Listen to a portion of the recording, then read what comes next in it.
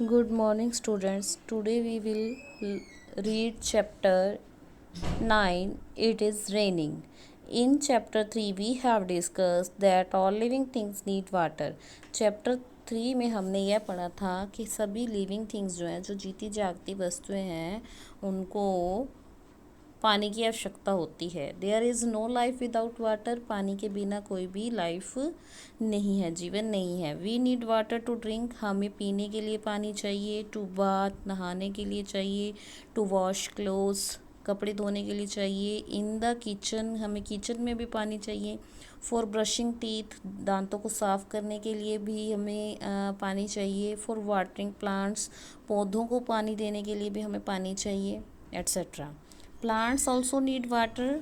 पौधों को भी पानी की आवश्यकता होती है। They observe water and nutrients from the soil and make their food by the process of photosynthesis. Plants को भी पानी की ज़रूरत होती है। वह पानी कहाँ से ऑब्जर्व करते हैं? और पोषक तत्व मिट्टी से, from the soil, and make their food, और अपना खाना बनाते हैं किस प्रोसेस से, किस प्रक्रिया से? फोटोसिंथेसिस की, प्रकाश संश्लेषण की। Plants droop without water. Plants जो हैं वो पानी के बिना सूख जाएंगे। How the water goes to soil from different sources like well, river, pond, ocean, etcetera. किस प्रकार से? How the water goes to soil. पानी जो है वो मिट्टी में किस तरह से जाता है? फ्रॉम डिफरेंट सोर्सेज, अलग अलग सोर्सेज से, लाइक वेल, कुएं से, नदी से, तालाब से या सागर से। All this occurs due to rain. यह सब कैसे होता है? बारिश के द्वारा। नाउ क्वेश्चन अराइजेस, अब यह प्रश्न आता है, सामने आता है, व्हाट इज रेन? बारिश क्या है? एंड हाउ इट अकर्स, यह कैसे होती है? It occurs due to water cycle. यह पानी चक्र के द्वारा होती है, वाटर साइकिल के द्वारा होती है। First let us discuss the 3 forms of water. सबसे पहले हम 3 जो अवस्थाएं हैं पानी की, उसके बारे में बात करेंगे। They are solid, liquid and gas. Solid ice, liquid water and gas water vapour. 3 अवस्थाएं हैं। सॉलिड रूप में जो पानी है वो कैसे मिलता है? आइस के रूप में, बर्फ़ के रूप में। लिक्विड में कैसे मिलता है?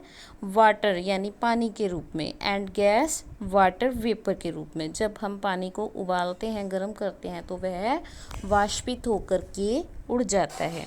Water cycle. वाटर साइकिल क्या है? Water turns into water vapour continuously from the surface of seas, rivers, lakes and ponds due to heat of sun. सूर्य की गर्मी से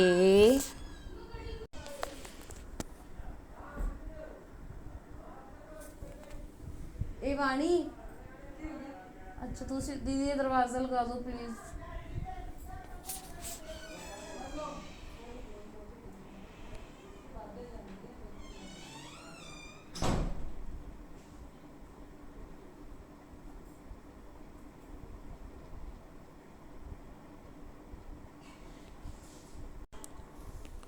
all these water vapour together rise upward. ये सारे जो कण हैं ये ऊपर उठते हैं। And form clouds in the sky, और आसमान में बादल बन जाते हैं। The clouds move in the air. जो क्लाउड हैं वो हवा में तैरते हैं। And as the temperature comes down, और जैसे ही जो टेम्परेचर है वो कम हो जाता है, water vapour turns into tiny drops of water. तो वाटर वेपर जो बादलों का रूप धारण किए हुए हैं वो किस में बदल जाते हैं? पानी की छोटी बूंदों में बदल जाते हैं। This process is called condensation. इस प्रोसेस को क्या बोलते हैं? Condensation. Then these tiny drops of water join together to form bigger drops of water. फिर ये जो छोटी छोटी ड्रॉप्स हैं पानी की, यह जुड़ कर के क्या बन जाती हैं? Form bigger drops of water. पानी की बड़ी बूंदें बन जाती हैं।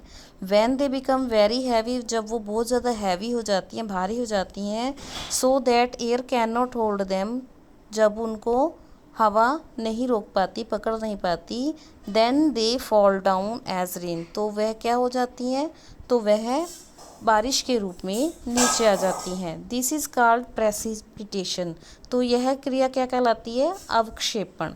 The rain water flows back in to seas. Rain water जो है बारिश का जो पानी है वो दोबारा किस में वापस आ जाता है? सीज में, रिवर्स में, लेक्स में, पॉन्ड्स में और अदर वाटर बॉडीज़ में, समुद्रों में, नदियों में, झीलों में, तालाबों में और भी जो अदर वाटर बॉडीज़ हैं इस तरह की, उनमें आ जाता है वापस।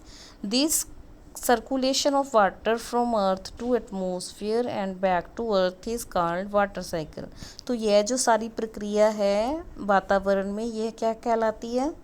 पानी का इवेपोरेट होना, बादल बनना, फिर उसका वर्षा के रूप में गिरना और फिर उसका नदियों, तालाबों, कुओं आदि में फिर दोबारा से भर जाना, ये प्रक्रिया क्या कहलाती है? Water cycle.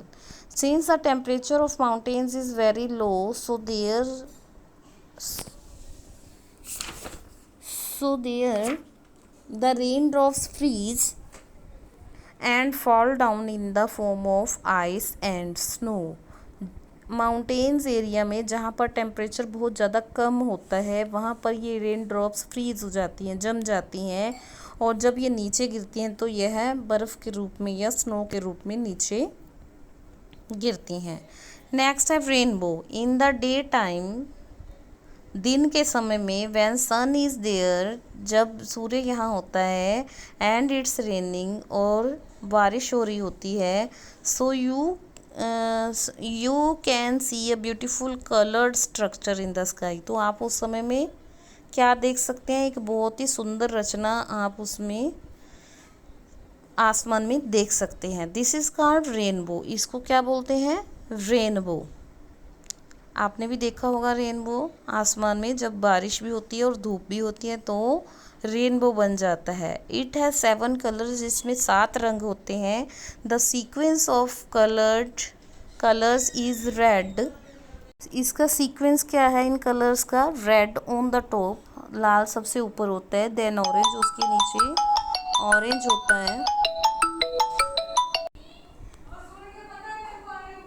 The sequence of colour is red on the top. इसका सीक्वेंस क्या है, अनुक्रम क्या है? सबसे पहले सबसे ऊपर लाल रंग है, देन ऑरेंज, उसके बाद संतरी, येलो पीला, फिर ग्रीन हरा, ब्लू नीला, indigo colour and violet colour. तो इसका जो नेम भी बनता है वाइबग्योर। ये आपको दिया हुआ ब्रैकेट में वाइबग्योर। वी फॉर, ये उल्टा चल रहा है, V for violet, I for indigo, B for blue, G for green, Y for yellow, O for orange and R for red. Effect of rain. Effect क्या है? रेन के क्या प्रभाव है? Rain has good as well as bad effects. Rain के कुछ अच्छे प्रभाव भी हैं और कुछ बुरे प्रभाव भी हैं। Good effects of rain. When rain comes, all the trees and plants get water. जब बारिश आती है तो सारे पेड़ों को और पौधों को पानी मिल जाता है।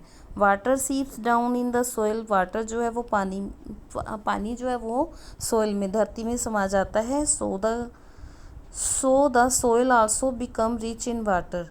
तो इस तरह से जो मिट्टी है वो भी पूरी तरह से पानी से भर जाती है। Due to this water level increases. इस वजह से जो वाटर लेवल है वो बढ़ जाता है, धरती का जो वाटर लेवल है वो बढ़ जाता है। And all water sources like well, pond, lake etcetera get water. और सभी जो पानी के स्रोत हैं उनको, जैसे कुएं, तालाब, झीलें, ये सब क्या है? इन सबको पानी मिल जाता है। When ice on mountains melt, the water comes to rivers and seize.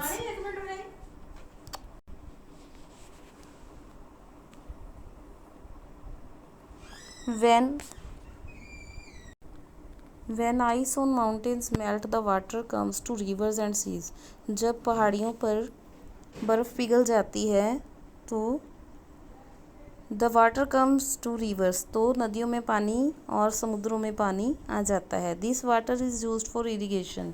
Irrigation का मतलब है सिंचाई। यह पानी सिंचाई के लिए प्रयोग होता है। Bad effects of rain. वर्षा के बुरे प्रभाव।